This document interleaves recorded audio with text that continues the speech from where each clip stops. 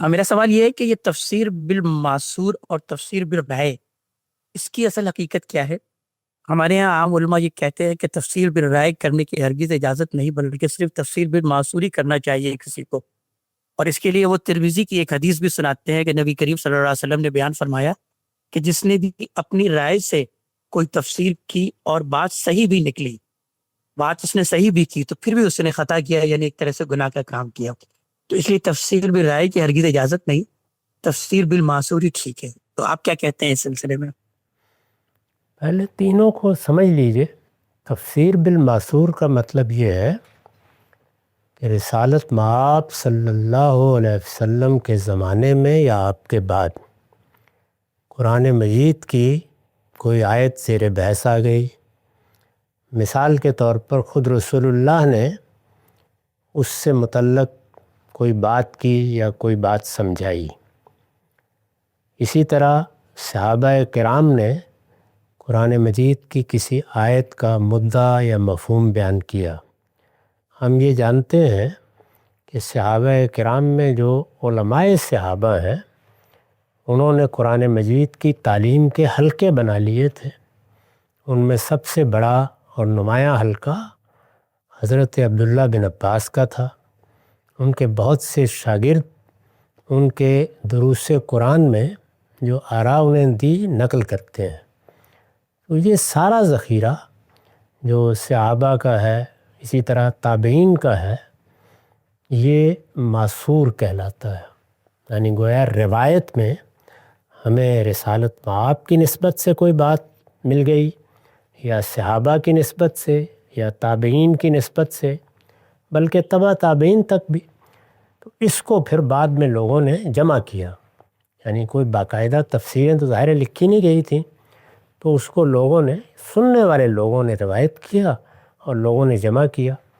ہمارے ہاں اس کا جو پہلا بڑا ذخیرہ ہے وہ طبری کی تفسیر ہے، اس میں اس طرح کی سب روایتیں جمع کر دی گئی ہیں، تو اس کو تفسیر بالمعصور کہتے ہیں۔ بعد کے زمانے میں لوگوں نے بہت اصرار کیا کہ جو تفسیریں ہونی تھیں وہ ہو گئیں، یعنی حضور نے کر دی، اسی طرح صحابہ نے کر دی، تابعین نے کر دی، تبع تابعین نے کر دی، اب اس سے ہٹ کے کوئی تفسیر نہیں کرنی چاہیے، تفسیر بالمعصور کا پابند رہنا چاہیے۔ یہ ایک نقطہ نظر ہے۔ ایک دوسری چیز یہ ہے کہ آدمی ان تفسیروں کو بھی سامنے رکھے اور پھر قرآن مجید پر براہ راست غور کرے۔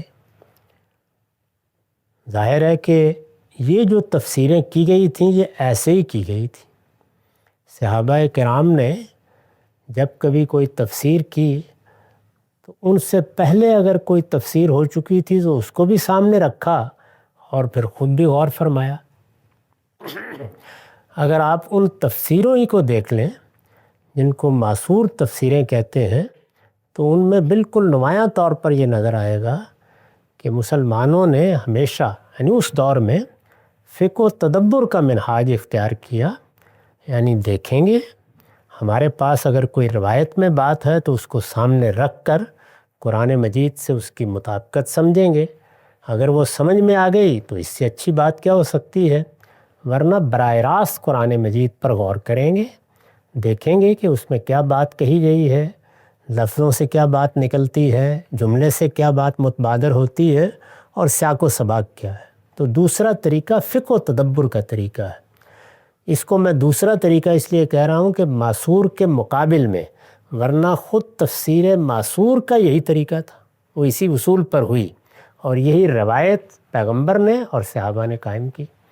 تو یہ دو صورتیں ہو گئیں، ایک اصل ہے یعنی فقہ و تدبر، اور ایک ہے اس کے نتیجے میں جو تفسیریں پہلے دور میں یا قرن اول میں ہو گئیں۔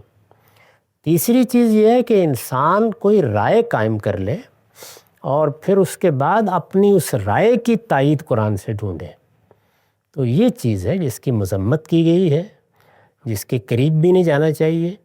یہ معاملہ پرانے زمانے میں ہو تب بھی مذموم ہے، اس زمانے میں ہو تب بھی مذموم ہے۔ اس کی مثال یہ ہے کہ ہمارے ہاں یونانی فلسفے کے اثرات ہوئے، یا مثال کے طور پر ہندو فلسفے کے اثرات پہنچے، یہ تیسری چوتھی صدی میں پہنچنا شروع ہو گئے تھے۔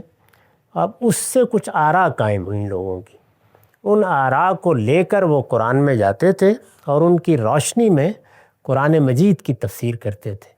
یہ تفسیر بالرائے کی مثال ہے۔ کوئی فقہی رائے قائم کر لی ہے، اسی طریقے سے کوئی عقیدے میں نقطہ نظر قائم کر لیا ہے، اب وہ نقطہ نظر تو باہر قائم ہو گیا ہے، اس کی بنیاد کوئی روایت بھی ہو سکتی ہے، اس کی بنیاد کوئی پرانی تاریخ بھی ہو سکتی ہے، اس کی بنیاد کوئی فلسفہ بھی ہو سکتا ہے، کوئی حکمت کی بات بھی ہو سکتی ہے۔ اس کو سامنے رکھ کر قرآن کو سمجھنے کی کوشش کرنا اور قرآن کو اس کے مطابق کرنے کی کوشش کرنا، یہ تفسیر بالرائے ہے۔